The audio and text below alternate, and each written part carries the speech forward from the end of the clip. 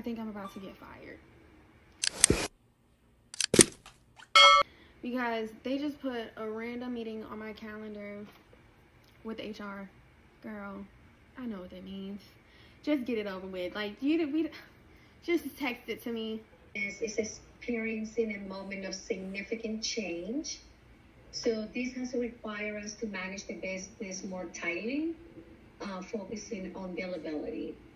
So we in the other sectors have been working through efforts to increase staff billability to reach FY26 billability targets. And so we're continuously evaluating your location, or the expertise, or the years of experience, right? And so the decision is not made lightly by the leaders in the health account, but at this time, we're moving forward with your formal severance notification with TEL. And so now I am going to have Adam discuss the next steps, right? And for would be on August 18th, which would be 10 business days from today. You are eligible for a severance payment, which is calculated based on your role and your tenure with the organization. And because of this action, your access will be shut off tomorrow morning at 7 a.m. Eastern Time. So if there are any personal files... Should just laid off 11,000 people citing AI. I think it's just the beginning, unfortunately. And I also don't think it's just because of AI efficiency within Accenture itself, but I actually think it's because the efficiency gains from AI in their clients. So their clients are becoming more efficient. They need Accenture less and less. That is resulting into Accenture doing these layoffs. They do warn that they are expecting additional layoffs due to AI. So I think it's really only the beginning. The whole AI layoffs has just begun. Time to start building. Yes, and we had to talk about layoffs. They are coming because AI. Yes, the AI technology is advancing really fast and really quick. I use it myself all the time to prepare videos and for do everything else. Yes, AI is a real technology. It saves me a ton of time calling lawyers or looking information that I don't even know what to do with certain things. I use AI for everything, even for sending texts when I'm dating. We all do. And yes, and the rapid technology of AI is making a lot of people to lose their jobs. I used to work for Oracle, for Informex, and the technology, it develops so fast that it's hard to keep up.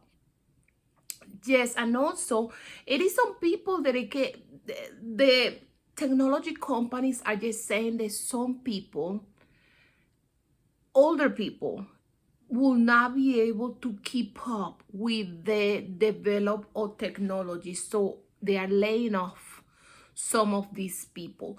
But let's go see what the video is gonna tell us. This video that I prepared is really interesting, so stay towards the end. Help us to support liberal media. Well, my type of video is all kinds of media. MAGA people is welcome, but if you happen to be a liberal, help us to support liberal media, okay? Help us to grow my channel and support my channel, support my content. These videos are completely free. The only thing that I ask you is to push the good karma around subscribing and giving a like to this video.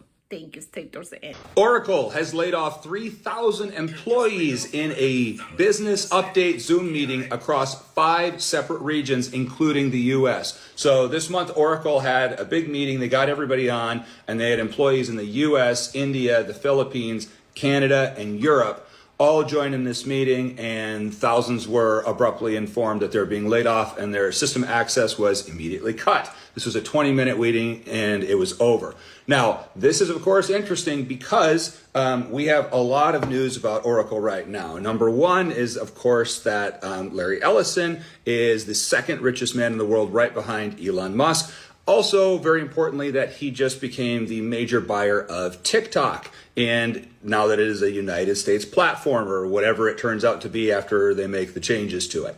But so these are a lot of big moves that are happening all under one umbrella. Oracle also in the news very recently because they're going to a dual CEO structure, something that I never recommend. Two cooks in the same kitchen on the same burger patty. Never a good idea unless one cook is really good at doing all the fixing and one cook is really good at doing the burger, but then you should call them different things and one of them should be in charge. Otherwise you get this. It's never smart. It never works. So it's going to be very interesting to see what happens with this company. Oracle's not going anywhere. This is not a big blip. This is not even a lot of employees to them, but this is part of the systemic process that we see of over 800,000 employees being laid off in the United States so far this year. You guys let me know. We're going to keep seeing more layoffs because every day I get more of these stories sent to me, and it makes me sad to see all these Americans losing their jobs, and I want to kind of know where this is going to go. I mean, is AI going to continue to truck this way? I don't want to have to continue to do content that I think is negative or sad. I usually try to make positive content, but I also like to inform people about these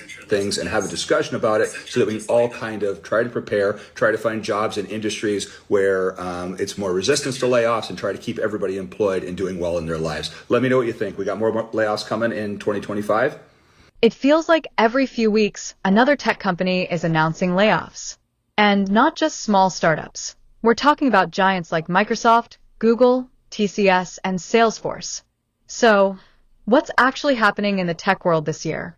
Let's break it down. First, the numbers are hard to ignore.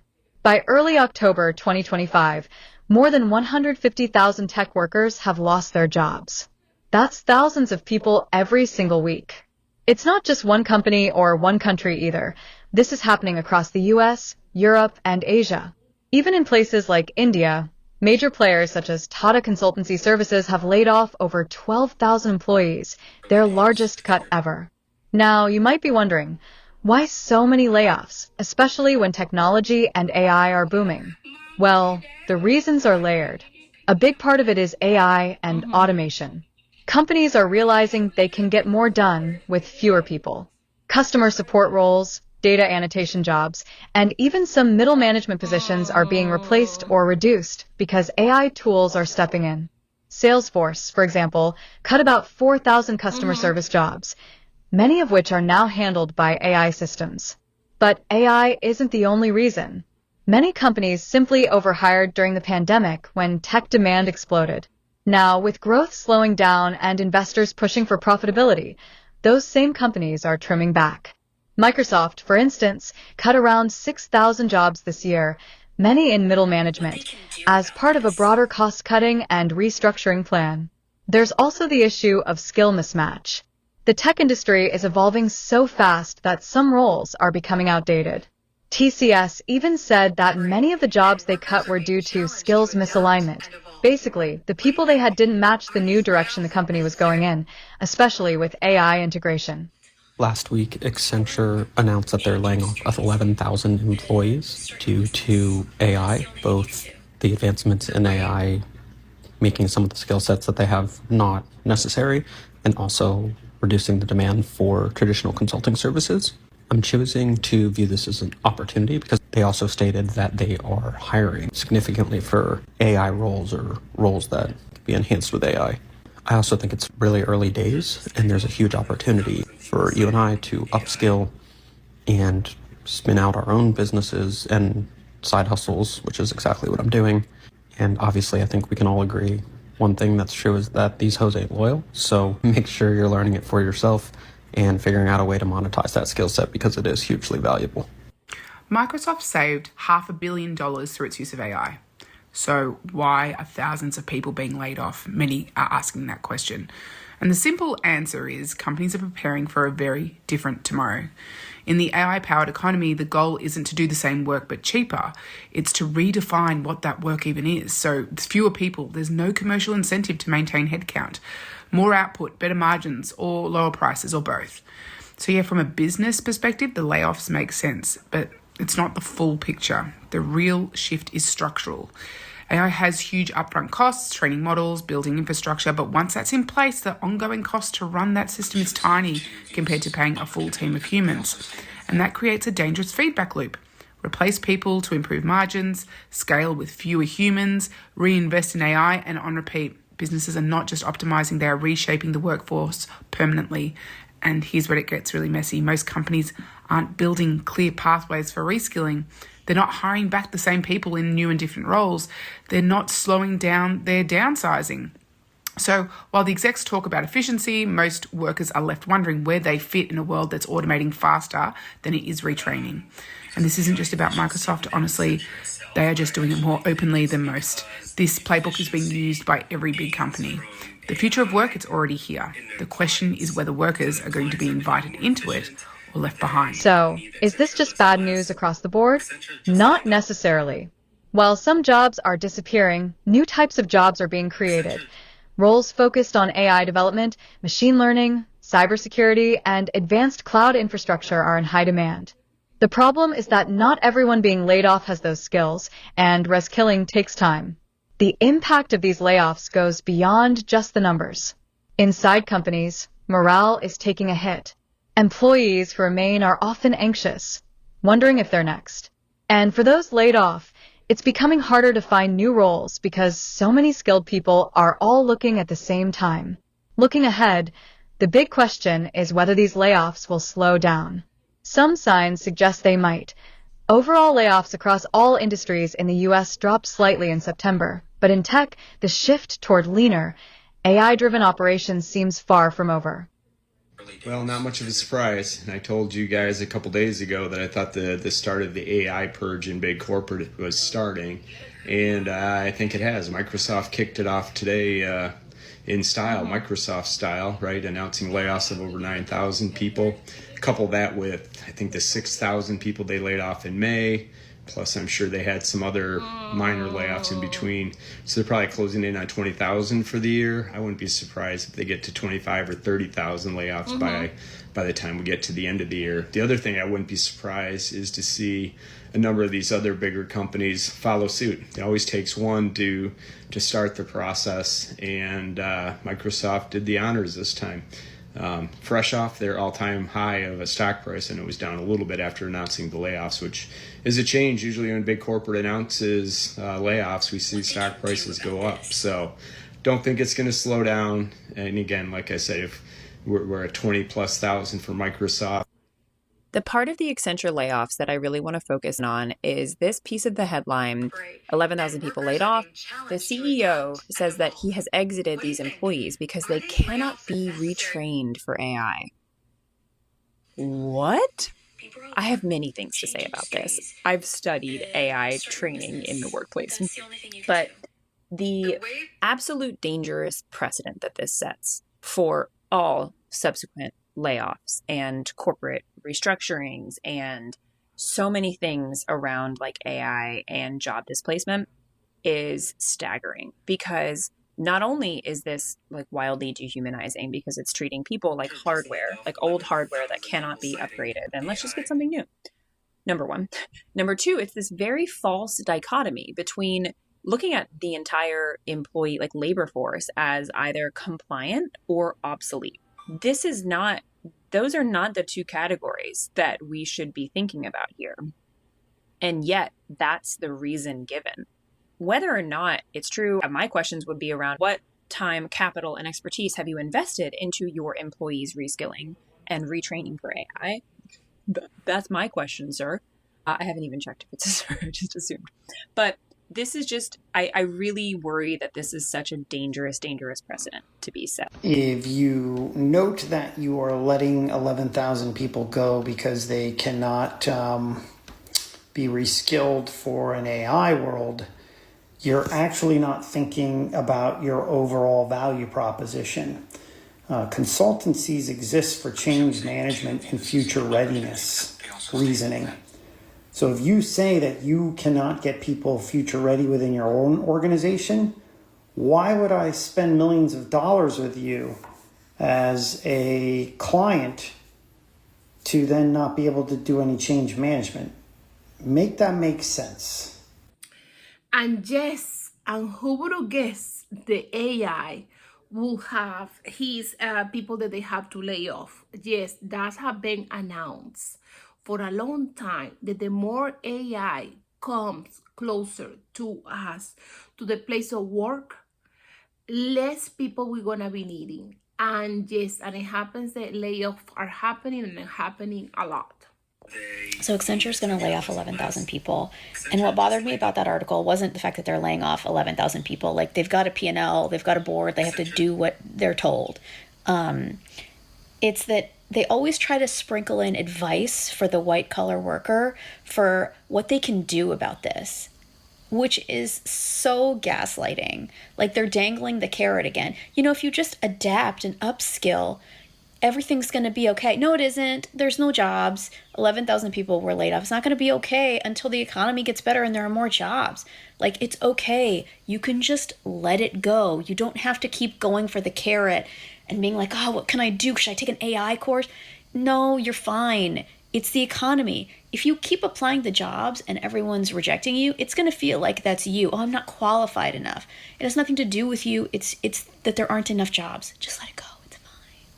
Be broke, change industries, start your own business. That's the only thing you can do. Do you remember all those techfluencers who were trying to convince you that if you learned how to code, that was your golden ticket to easy money and an easy job? Did you know learning how to code is one of the most in-demand skills in the world? You have to start coding.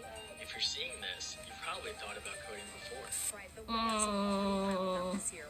With more layoffs just announced. Last year, more than 250,000 jobs in the tech industry disappeared. From 2010 to 2022, we basically were living through a modern-day American gold rush, known as the tech industry. This is a map of Silicon Valley, and companies like Google, Meta, Uber, they were born during this time. And during that 2010 to 2022 timeframe, there was a lot of free money floating around that was helping to basically create and finance these businesses. And the reason why there was so much money was because interest rates were almost at zero. So it basically cost no money to borrow money. If you literally had any idea for an app, there was a good chance that you could probably find an investor to give you some money. Do you remember the con artist Anna Delvey? Well, her ex-boyfriend had this ridiculous app idea called a dream database, and he basically conned people into giving him money. He never made anything with that money. He basically stole it, and now he could never come back to the US. This is basically the time where we discovered how rich the rich could get. A lot of people were obsessed with Mark Zuckerberg. They heralded him as a genius. People admired him for creating Facebook, which was such a profitable company. And it wasn't until later, after much controversy, that now we're able to look at him critically. The same thing with Elon Musk. People were literally worshiping him. And he's always kind of been trolly, but after the whole Twitter X thing, public sentiment really turned on him. The reason why I bring this up is because during this time, tech CEOs could do no wrong. It wasn't until after the 2016 election that politicians and think tanks and professors and analysts were like, hey, are social media companies actually hurting society? And the media did a big part to create this mythic tech CEO fantasy. Basically, the tech industry and the media industry and everyone that was profiting off this industry was selling us this idea that the tech industry was the new way to achieve the American dream. And for some people, that really happened. Like for Mark Zuckerberg, he went from being rich to being incredibly filthy rich. And because these companies were so flush with investor cash, they were throwing out the most ridiculous salaries. Netflix at one point was paying software engineers over $1 million a year. I mean, it's actually really bizarre that we thought it was normal that engineers were making over $1 million a year. A rocket scientist makes around $100,000 a year. A pharmacist makes around $150,000 a year. Your primary care physician makes $180,000 a year. The salaries in tech were not normal, and it was 100% because of all the free money floating around. And guess what? It ran out. So you know the story. The Fed increased interest rates, right? They were trying to prevent the economy from crashing. Inflation was running rampant during the pandemic. It was a serious issue, and they had to raise our interest rates. And now, no one in America can basically buy a home. 2008, this is during the Great Recession. A lot of millennials are graduating college at this point, and people are getting terrible wages. Their salaries are stunted for years and years after this. And look what's really interesting about that line. This is interest rates at nearly 0%. And this is a time of great prosperity in the tech industry. This is when a lot of free money is being used by investors to put into startups and ideas, and this is a time of a lot of growth. The interest rates climbed back up slightly, and then again from 2020 to 2022, near zero. And this was a big hiring spree for tech. Now that it costs money to borrow money, investors are moving away from investing in risky things like startups, and they're putting them in blue chip companies. And tech companies started contracting. Mark Zuckerberg said that he was on a mission to basically fire managers who manage managers because he is interested in the year of efficiency, and the company is basically trimming the fat. I have told you a lot of stuff, and if you've made it this far, you are an incredibly intelligent and cerebral person, and I salute you. But the real question is, should you learn to code, even during this time of layoffs? And I would say yes, I know how to code. It's not my primary job, but it is incredibly useful. This is a list of the most popular languages that coders use right now. If you're going to learn a language, learn HTML, CSS, SQL. In fact, a lot of data is organized through SQL. We live in a digital world, and it is helpful to know what your world is built out of. I kind of think of knowing how to code kind of like when you watch any Star Wars movie and somehow everyone knows how to fix a plane. Very few things in life that are actually a sure thing, and the tech industry isn't really one of them. Unfortunately, a lot of people treat layoffs as that final indicator that they were indeed an imposter this whole time. Haha! The layoff indeed did prove that you are not worth your salt as a designer and you were therefore laid off. And that is not true! We have this trend where companies are utilizing layoffs as a way to clean up their finances and financial projections for the next year. Like, look, we have so many less expenses. Yay, we did a good job this year. Please keep investing for next year. Like, how many times do we have stories coming on TikTok of people who are like, I was the hardest worker. I always had really great performance reviews. My team actually brought a ton of money and value to the company, and then I was just like laid off, just discarded. So we keep thinking that no, it's the people who deserve to be laid off. It's the one that got nixed. Not really. And it traumatizes people, and it leaves a lasting impact on their work, their output, how they see themselves, how they behave in the next team. They're a lot more sheepish at first because they're like, oh my God, like whatever I did to get laid off, I need to not do that again at this new company. And again, it has nothing to do with you. And I know it's really difficult to break out of that mold because in the real world, right, in college and high school, what do you get? You get grades. You're doing a good job. Here's your GPA. It's an indicator of how well you're doing. In real world, we have to seek out different indicators of our success. We don't really have grades. I guess money is kind of an indicator. Employment is kind of an indicator. Whether you're laid off or not is an indicator, but it shouldn't be because companies took that indicator and repurposed it for their own financial well-being. Like it used to be if you're fired, it's because you suck at your job. Nowadays, it is so much more gray. The best you could do for yourself is always have a plan B, plan C, D, you know? And I know it's really exhausting because so many of us want to find a home. We want to grow with the company, but I'm just like, I'm in that mindset that doesn't exist anymore. Like have a home, but maybe also like a condo. Yes, and they say it beautifully. Yes, the Latino people, the Hispanic country, have lived through almost 600 years of colonization, where the colonizers, in this case, the people from Spain, came to these pieces of land in America, and they brought the slave. First, they made the natives slaves.